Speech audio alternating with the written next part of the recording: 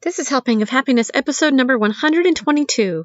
Today we are re-airing one of our very first podcasts that we had with Lenaya Anderson. Lenaya has overcome so much. She started out with this eating disorder that led into a drug and alcohol addiction, and she wrote this amazing book about her life story with her sister. The book is called The Pathways Home, and she's going to talk to us today about how to have hope for those in your life that may also be suffering in addictions and what helped her to overcome and what helped her family to get through it.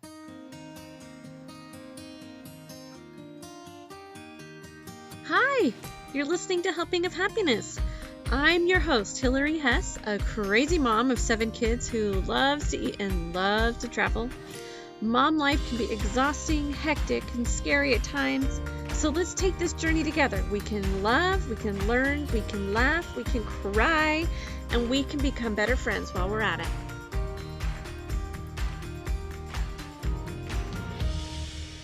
Lenaya and I, she is one of my oldest friends.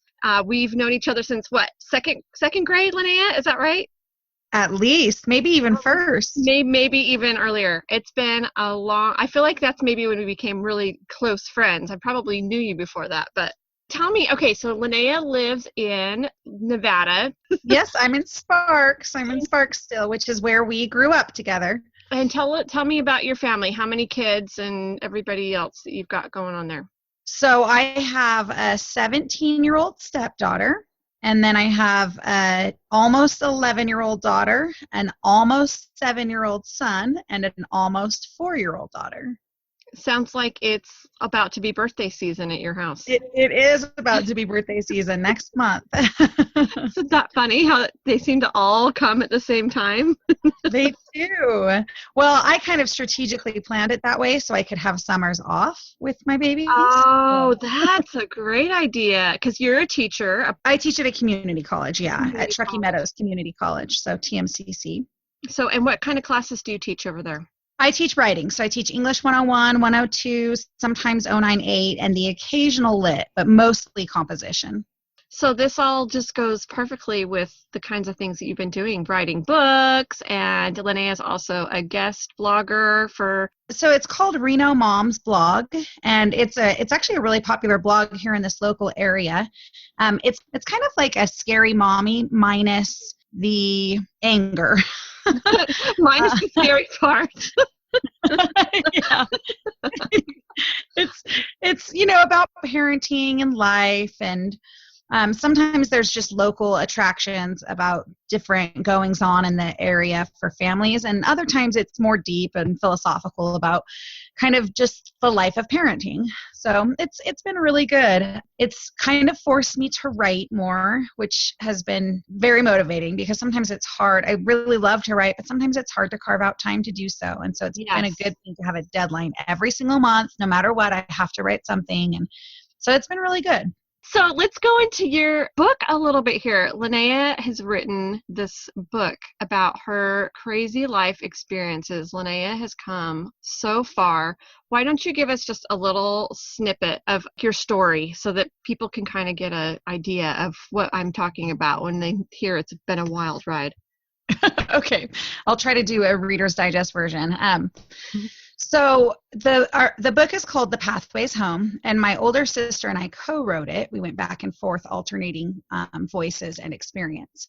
And really it starts when I'm young, very young, and it kind of all started with an eating disorder. I just felt so insecure and had such body image issues that I developed an eating disorder when I was about 11, really 10 and 11. And from there, that lifestyle and insecurity kind of led me into a life of drug addiction, which eventually escalated to the point where I was shooting methamphetamines and was horribly addicted to drugs. And that ended up spanning about 16 years of my life. And so it really is a book about my life and about the trials and addiction and eating disorders and recovery. But mostly I feel like it is a book about hope, because I can't tell you along the way how many times I felt hopeless, and certainly the people who loved me, my parents especially, I'm sure at times thought, well, that's it then, this might just be the end. And it wasn't.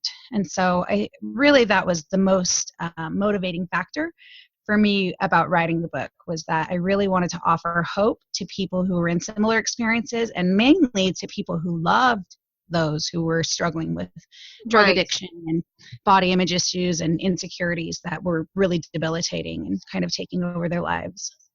And so giving hope not only to the people in the addictions, but maybe even more so to their families and loved ones, is what you're saying. That this, right. Like, don't ever give up on anybody, because even though they may seem like they're really completely, I mean, I'm sure there were times when your parents were just thinking, okay, we just need to say that she's gone, because you would disappear for years at a time, and they just wouldn't even know where you were, and then you'd come back like a cat drug in from the drowned river, and then you'd leave again, and for decades.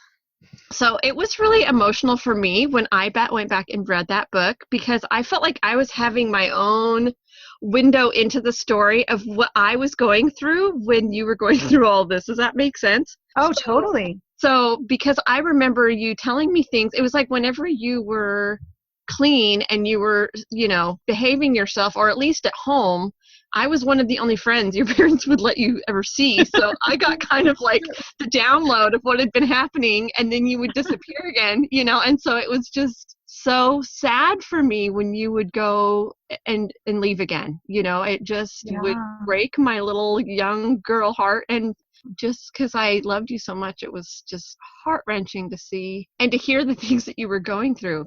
I remember even, I was never in the big mischief, but little mischief with you. Like, we'd sneak out of the house in the middle of the night when we were supposed to be, not sneaking out and things like that. Oh yeah. Well, and I think didn't I put in there in the book, I can't remember, didn't I put in there about the time that we skipped Young Women and went over to Aaron's house, and then your dad, we were walking up the street by the ditch, and your dad pulled up next to us? Anytime, I swear, anytime I did anything that I was like not supposed to be doing, I got caught every single time.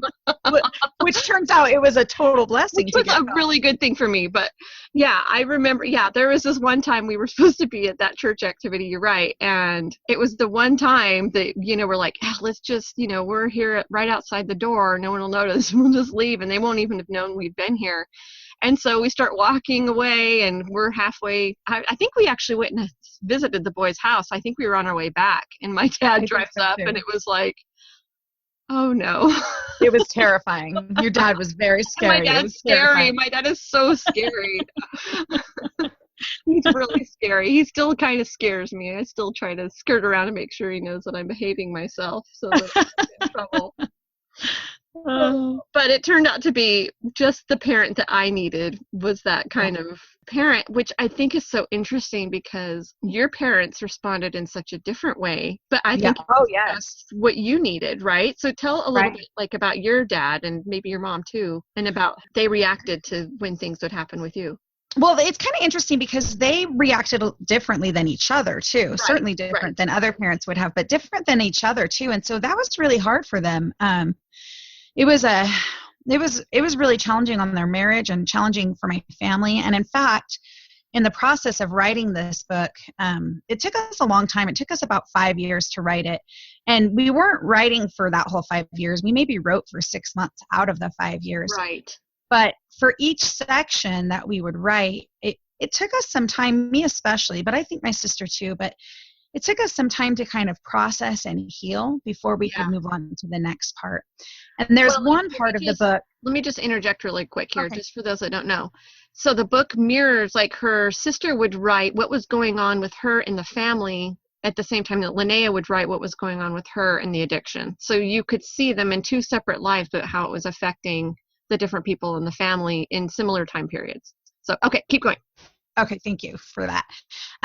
So there's one section of the book which we actually eliminated. Well, we left a couple of pages of it, but initially when Larissa sent it to me, it was about 50 pages. And what it was letters to Larissa from my family members. And they were pretty much all about me. And after, and like I said, we eventually did end up cutting a lot of that, most of that. I think we only left like 3 or 4 pages of it, just the stuff that was really pertinent to the book.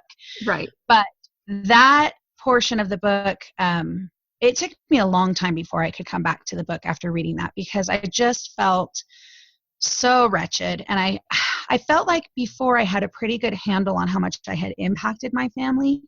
But after reading all of those letters and all of those stories, I realized that I didn't have a clue about how much I had destroyed their whole world and wreaked havoc on my siblings' lives and my parents' lives, and just really caused this constant turmoil between my parents because of their differing opinions about what should be done.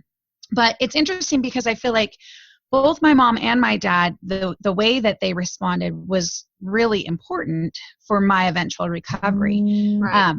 My mom was pretty good about making sure that, well, she wasn't really going to buy my lies. She wasn't going to tolerate my misbehavior. And she was more, she was going to hold you more accountable. Yes, she was. And it's interesting. My husband at one point while reading the book, ironically said, it's so interesting the role that your mom played in your life. He said, I feel like your dad would have just kind of patronized you would have just enabled you to death. Mm-hmm. He would have just continued to make excuses for you because he just loved you so much, and he just didn't want to believe that any of that was true. But you really needed your mom to stand up and say, no, this can't go on this way. So she took a much harder line with me than my dad did, which resulted in, of course, me being much angry at her as a teenager and into my young adulthood. My dad was kind of ceaselessly forgiving. Yes. But that ended up being really critical too, because one of the most pivotal points of my recovery was I had been living in Utah, and I wouldn't tell my parents what my address was because my houses kept getting raided and I kept getting arrested, and the police kept being notified where I was living. And so I just didn't want them to know. I didn't want to take the risk. And so my dad flew into Utah, and it took quite a bit. I mean, that was the day of pagers, right? So I got a page, and then so there's no cell phones, right? Yeah. So you're not on Find My Friends. It's not like he can locate you, right? Yeah. No, he couldn't do location services or anything. So I got a page, and I remember going and finding a payphone, and then I called back the number. I didn't even know for sure that it was my dad, but it was, and he was staying at Larissa's, and he said that he wanted to meet up with me. Well, his intention with coming down had been that he was going to take my car. He and my mom had talked about it, and they decided it was too great a risk for me to be on their insurance and to be driving around this vehicle when who knows what I was doing, and I had been gone for so long, and they just hadn't even had any real visual sight of me, so they were concerned. And as he was driving to meet me to take my car, he said that the Spirit just poured over him and told him that he shouldn't take my car. And he kind of argued with it for a minute, but then he felt just so strongly that he was being told to leave my car. And so when he came and met with me, I'll never forget, he said, I'm not going to play Sherlock Holmes anymore. I'm not going to be a private investigator and try to see where you are or what you're doing. But I will always be your dad, and I will always love you, and you will always have somewhere to stay. And I remember when he left, I thought, oh my gosh, finally, here I've been waiting all these years for him to just stop trying to figure out what I'm doing, I mean, it really was like a lifetime of thank goodness, get off my back. But it wasn't very long after that before I started to kind of, even if it was subconsciously, panic about who was going to save me. If my dad wasn't going to rescue me anymore, then who would rescue me? And would it be that I would just die this way, or would there be a way out? And so his kind of permissiveness was every bit as instrumental as my mom's kind of boundaries. I think together they both played really important roles. But it's interesting because my mom was pretty displeased when he came home and had not done with the car. Right. So that caused a little bit of problems as well. But in the end, it all seemed to be just what you needed. Oh, yeah. And I mean, really miraculously, I think for my parents, the thing that saved them and their marriage was their faith. Because if they hadn't had that, my sister talks at one point in the book about how my sister is a therapist, she's a psychologist. And Mhm. so Which is so she, interesting to have that not only be a sister, but to be someone that is a professional in the field writing about this experience is just fascinating to me. It's oh yeah, it insight. was absolutely perfect to get her insights, because not only did she have insights to what was going on with the family, but then she had the psychological insights as Yes. well. And Yes. that actually is one of the things she talks about. She talks about how when parents have children who are struggling with drug addiction or just wayward or just making really bad choices, that there are kind of two errors that parents can make. The first is to decide, okay, well, I'm just going to abandon my faith and abandon my standards, and I'm going to embrace the sin and the sinner so Mhm. that I don't have to have that conflict or lose them somehow. And then the second is to do the opposite, is to say, I'm going to condemn the sin and the sinner and turn your back on the child. And so she said it really is a hard line to straddle, to figure out how to maintain your faith and keep your support network at the very moment that you need it most, while still showing love and compassion for your child. And so I just think they did a really good job of that, kind of Yeah. miraculously so.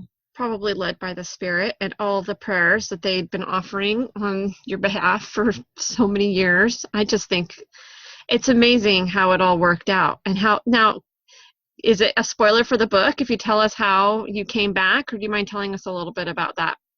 No, I don't think it's a spoiler, because I kind of think it's such a process. Yes. One of the things that I certainly learned over the years of being in and out of rehab and relapsing and relapsing and relapsing is that relapse is a part of recovery. 100% of the time, it's a part of recovery. And so I think so often in society we've determined that relapse means failure, which is problematic, because 100% of addicts will relapse. Yeah. So the addiction world is treating relapse now as one of the steps towards recovery. And for me, it truly was that. Every time I relapsed, when I would go back to rehab or recover again, it seems like each time it was like a little step further, where I would completely eradicate at least one drug, you know?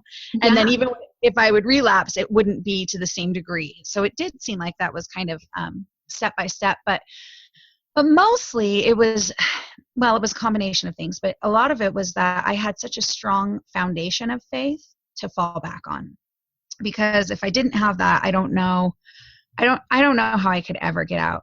And then for me, the significant moment in my own life that really triggered an absolute and immediate and permanent change was getting pregnant with my daughter, Mhm. Ziana. But I always hesitate to want to say that, because I know so many people who having a baby didn't fix Right. their addiction. They Right. didn't fix, so I don't want to be misleading and say like, oh, well, just have a baby and then everything will be solved, or Because I or mean, we know there's all those crack babies out there and everything else where the moms even continue to use through the pregnancy and everything. It's not like oh, it does wake them absolutely. up at all, right? Yeah, exactly. But I think for me, it was mainly because of such a foundation of faith that I had, Hmm. that I just felt so impressed upon that it was okay for me. I knew that I could make those choices for my own life, but I absolutely could not make those choices for someone else's life. And Well, so, and I think that says something about you too, that that's the kind of heart that you had. Like you were okay hurting yourself, and for some reason, it sounds horrible, but you weren't okay hurting somebody else. That's not, and I think that when you were in your addictions, you didn't really realize how much you were hurting your family, and maybe if you had realized that, it may not have continued as long as it did, just because of oh, you had right. such a giving heart, like it's just such an open heart like that. Oh, well, that's sweet. And I do think that that is a true statement, but I think there's nothing really that can give you that perspective, particularly when you're a teenager and particularly when you're on drugs, because I can't tell you how many times I would think, why do you guys care what I'm doing with my life? Yes. It's Yes. my life. Like, leave me alone. It has nothing to do with you. So why are you worried about what my choices are? It was Yeah. really hard for me to wrap my head around, or my So mind sucked around in. why that was important, you know? Yes. Yes.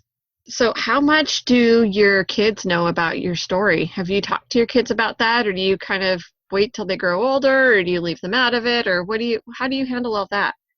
Well, I mean, they certainly, I definitely give them a Reader's Digest version, if for no other reason as a cautionary tale. Right. Um, I, I definitely haven't given them the nitty gritty, details or anything. And Larissa asked, even when when we were writing the book, how old I would make my kids be until they could read it. And I said, I don't know, 16. And she said, that young? And my stepdaughter has actually read the book, and she really, really enjoyed it. And I felt like she was emotionally mature enough to do so. With my other kids, I think I just have to play it by ear and see case by see what case they basis, are. maybe. Yeah. If I have a child who I recognize is experimenting with drugs or just kind of straddling that line and trying to be a little bit more dangerous, then I will probably have them read it right away. Right. But if not, then I'll probably have them wait until I feel like they are at an emotionally mature enough place. But I still do. I mean, just for example, the other day we were going for a hike, and my 6-year-old said, hey, Mom, were you always Mormon? Did you grow up Mormon and raised that way? And I was like, well, yeah. And he said, so why do you have tattoos? I kind of giggled and I said, well, because I didn't always live that kind of faith or that kind of lifestyle. Like I said, remember how I used to be a drug addict? I was addicted to drugs. And he said, oh, yeah. And that's why you're addicted to soda. It all comes together now. Now we know. But I thought, there probably is some truth to that, because I am a total Diet Coke addict. And a lot of times if I'm kind of like, oh my gosh, you have to give this up, I often will think it's probably okay. Soda. In the scheme of things. But this is a much better addiction than the addictions that we had before. Yeah. At least it's a lot more socially acceptable, for sure. We have a lot of that in our family as well. Lots of Diet Coke addictions. Well, Coke Zero at my house anyway. Coke Zero. Oh, I like that too. Yeah. So what do you feel like now? What do you do to kind of stay off any kinds of feelings where you would feel like maybe you're at a point where relapse isn't really feel like it would ever be happening again, but what do you do to kind of stay away from even the chance that could ever happen again? What are some tools that you've used to keep that at bay? Well, I feel like, first of all, never ever putting myself in a mental state where I feel like I'm above relapse, because I think that's a dangerous place to be. I will constantly remind myself, you have not arrived. You don't get to just dismiss that, because I feel like so many times in my life I had said and felt like, oh, I will never relapse again. This is never going to be me again. And then in less than a year, I would have relapsed and been right back where I started. And so I think making sure that I always mentally prepare that it could always happen to me. It could happen to anyone, but it could certainly happen to me. And so I have to be really cautious about that. The other thing is, really, I feel like I've spent the last 12 years really figuring out what my triggers are and trying to figure out how to cope with those triggers in healthier ways. So, like, for example, I thrive on being a really busy person, and I am a very busy person. Yes. But there's kind of this fine line. So boredom is very dangerous for me. I can't not be busy, because that's a dangerous space for me. But being too busy is also a dangerous space for me. And so I really have to manage my schedule in such a way that I don't find myself in either of those positions, because both of them can be troubling to me, and they're hard for me to process and kind of push through. Those are absolute triggers for me. So I guess that's where relapse really comes into the equation, because you can't always learn those things without having a relapse. You can't see what things it is. I mean, I feel like this with food. I've been to food addiction classes before, because I love food, and I've had to learn what my triggers are. If I'm going to bake this is silly because it's not to the same degree at all, but this is how I process it in my mind, right? If I bake a huge pan of rolls, I am more likely to eat that big pan of rolls than I am to eat a big bucket of chocolate, because in my mind, I'm like, oh, it's just one roll, but the chocolate's taboo. You know, it's funny how it's like my gateway drug is the rolls. It's the rolls. Spiral out of control after that. Because then comes the Nutella and then comes everything else. I don't know. No, it really is. And it actually isn't so much different, because food addiction, I mean, the thing about drug addiction and alcohol addiction is that you can legitimately abstain from those for the rest of your life. Yes. But food addiction is a lot more troubling in some ways, because you cannot abstain from food for the rest of your life. I mean, you won't live very long if you do. Yeah, exactly. It'll be a short life. One thing I was actually wondering about is what has been a harder addiction for you to get through? I mean, stay off would be the eating disorder versus the drugs. I mean, which really, or can you tell a difference? Are they? Well, I think it's just been different at different stages. You know, I feel like the eating disorder, I feel like I have to be very socially aware and also very, very introspective. And that's interesting because to be introspective, that's also another trigger of mine, is introspection and not being in social environments. Like, it's hard for me to do self-analysis. It can be kind of a trigger for me to think about who I am and where I'm going and all of those things. And so it's been kind of an interesting balance to learn how to address the eating disorder at the same time as preventing triggers from the drug addiction, because they are so closely related. I don't know if I could give them a hierarchy, though. Certainly, I think, again, because overeating is so much more socially acceptable. Right. That is a harder pattern and habit to break. And I definitely haven't been successful at it still, but I feel like learning. Well, okay, so when I was living in Vegas, I was the heaviest I had ever been. I had pretty much stopped throwing up, stopped taking laxatives, stopped everything, because nothing was effective anymore. Nothing was working. Mm-hmm. And so I was the heaviest I'd ever been, and I was working at House of Blues, and I was around all these very attractive people every day and every night. And I was feeling like, oh my gosh, I just need to hide. I just need to stay in my house. Like, I don't want to be seen. I don't want to be in public. And I finally remember just deciding, like, okay, well, which is worse, being home alone and just left with yourself, or being fat out in public? Right. Which do you decide? And so I forced myself to just really be involved, and still made a lot of friends and went out and did stuff. And I was still partying, and so it wasn't very hard to find things to do. But I discovered that the treatment, the way that I affected the space around me, was pretty much the same as the way I affected the space around me when I was 100 pounds. Mm-hmm. And so that was really eye-opening to me, to discover that what I didn't think people were capable of seeing in me, they could see. And so that helped a lot. It really was your personality that they were attracted to, that it wasn't the way that you looked.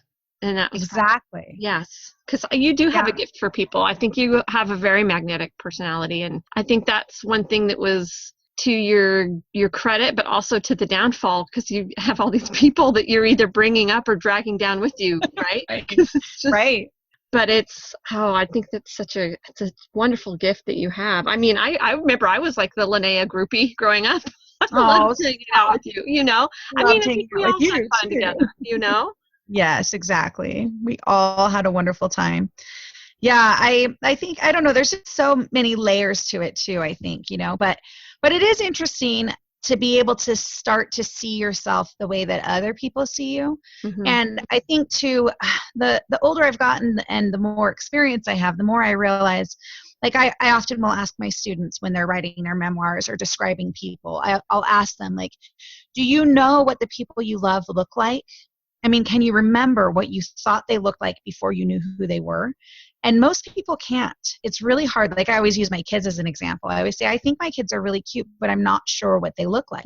That's an interesting way to think of things. Because I love them and I know who they are. And so I don't have physical eyes to see them. I have spiritual eyes to see them. And so I think seeing the world around me in those terms has helped tremendously as well, to help me to see that we are just so much more than our appearance, and we're also so much more than the sum of our accomplishments. I mean, we are just so much. We are, if we had eyes to see who we are and how we kind of impact the world around us, I think everybody's self-esteem would be increased, you know? I love that. That's beautiful. I think it's always good to get out of your own head sometimes and just think about developing your qualities instead of how, you are on the outside, which I think sometimes we forget to do. And Yes, it's so true. Thinking about the ways that our bodies serve us, like actually really recently I was feeling super discouraged I had lost a bunch of weight. Well, not a bunch, but I'd lost, 20 pounds and then I quickly gained it back. Yeah.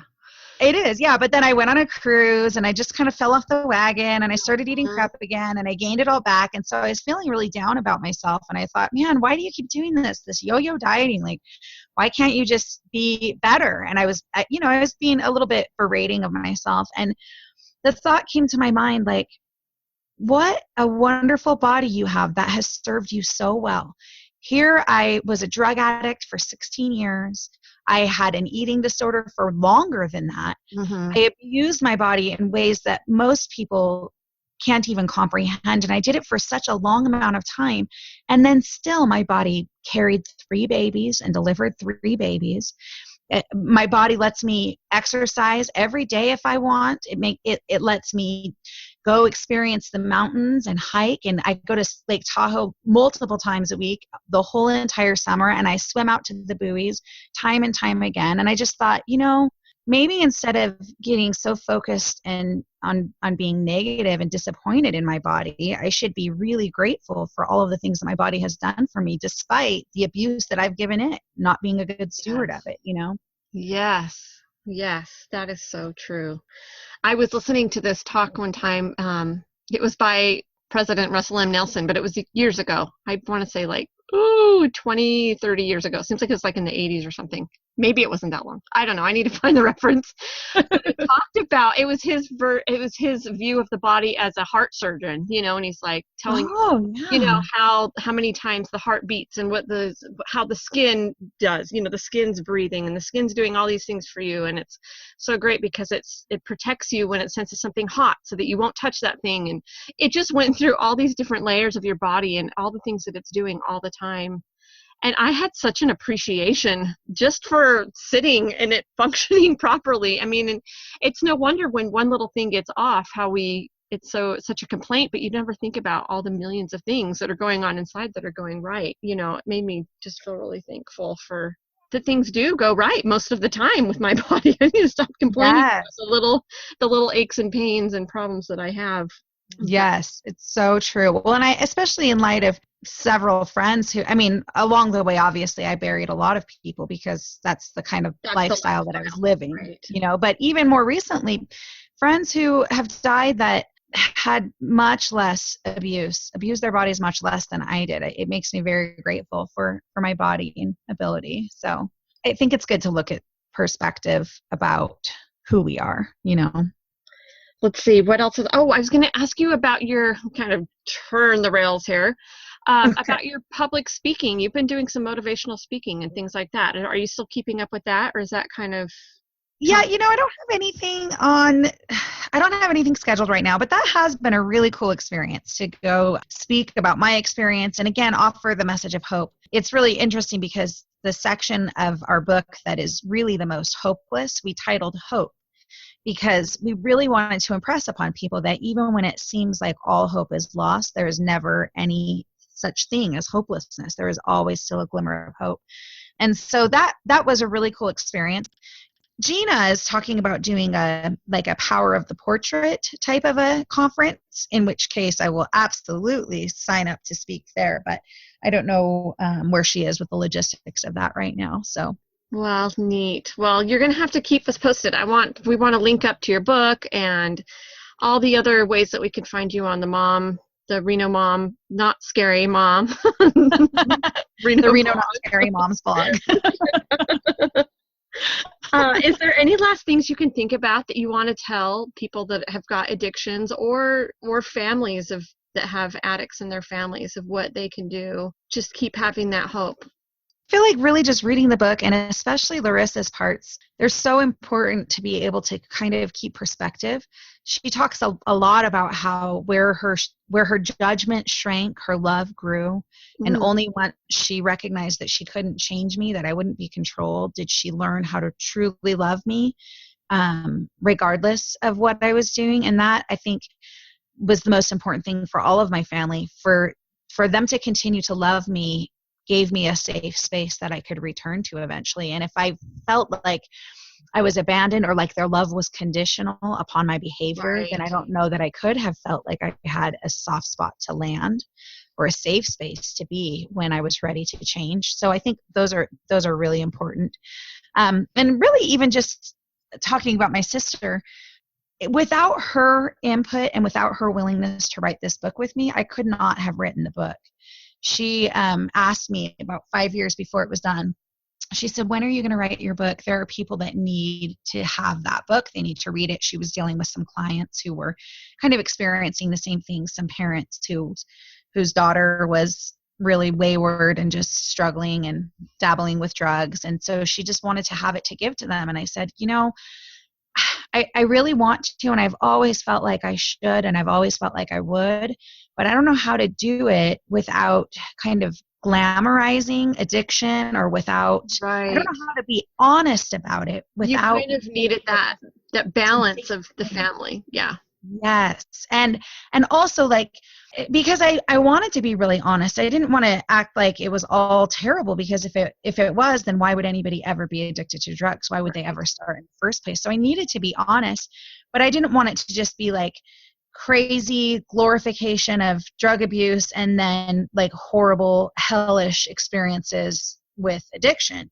Like I just needed something to temper my experience. And so Lisa offered, she said, well, what if I wrote it with you? And I did like a back and forth, like, this is what was going on with all of us, and this is what was going on with you. And I said, oh my gosh, that would be perfect if you would be willing. And so we said, let's give ourselves time, like a 5-year plan. Our goal is to be done in 5 years. And I think a lot of people were kind of like, yeah, right. You guys aren't actually going to do it.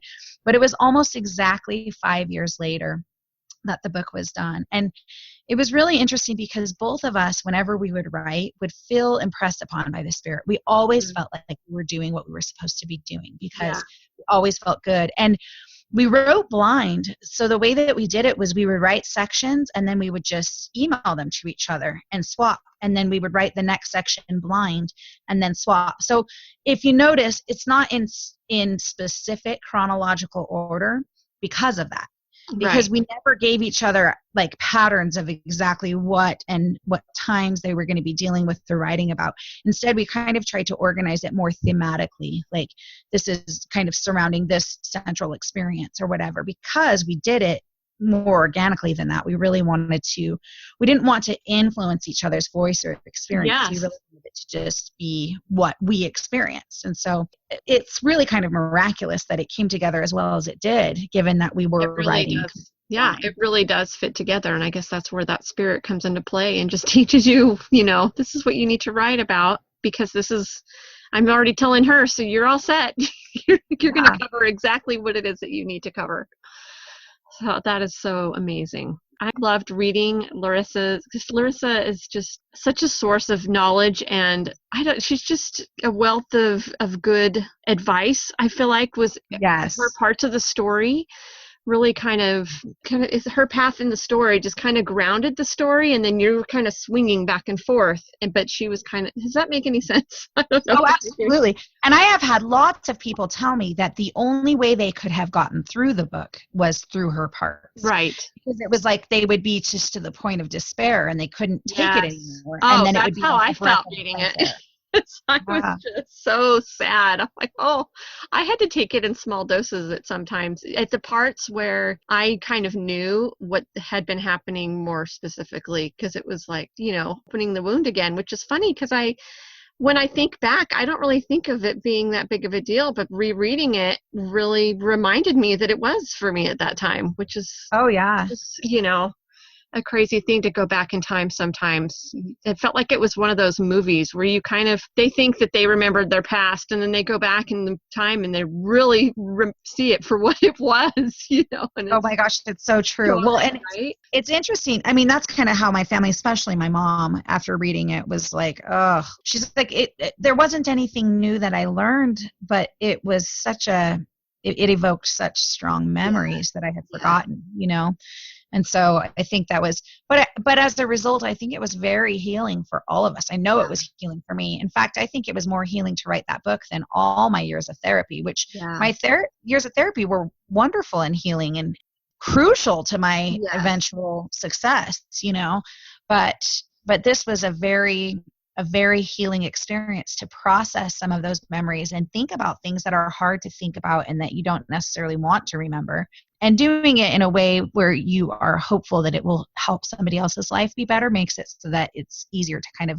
revisit and go through. Yeah. And the reason that we ended up calling it the Pathways Home, plural, was because as we were writing it, Larissa said, I always thought it would just be all about you. I never realized how much my life would be in this book as well. Yeah. Because you could really, it was her journey as well. Yeah. Yes.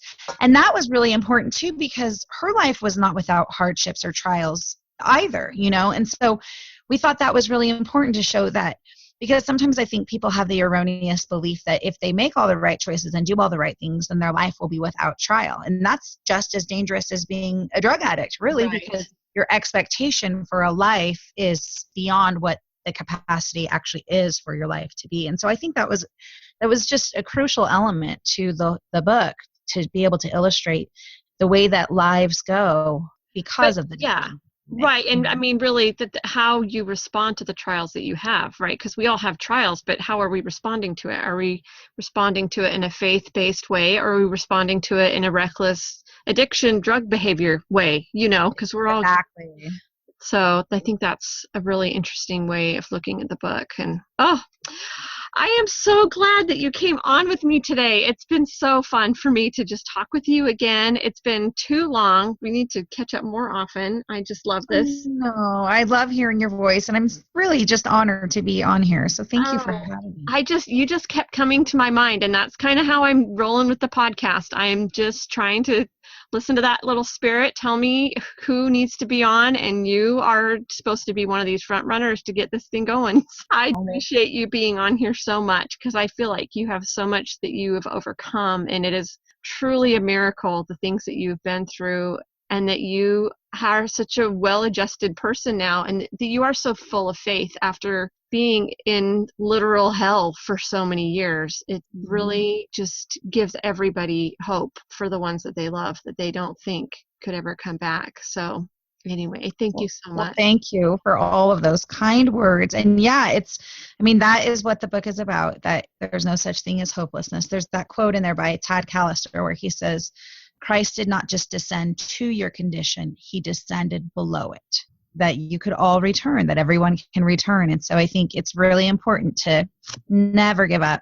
You just never know how God is working in people's lives and what he is capable of doing, because miracles are not dead. Love it so much. Thank you so much for spending time with us today. If you love this podcast, I hope that you'll head over to your favorite podcast app and give us a subscribe so you don't miss an episode. And we love so much your rating and reviews, if you don't mind leaving us one of those. It helps our podcast to grow and makes us easier to find on other podcast apps. And for sure, go out and purchase Lenaya's book, The Pathways Home. It's on Amazon, and there will be a link to it in our show notes. Have a great day.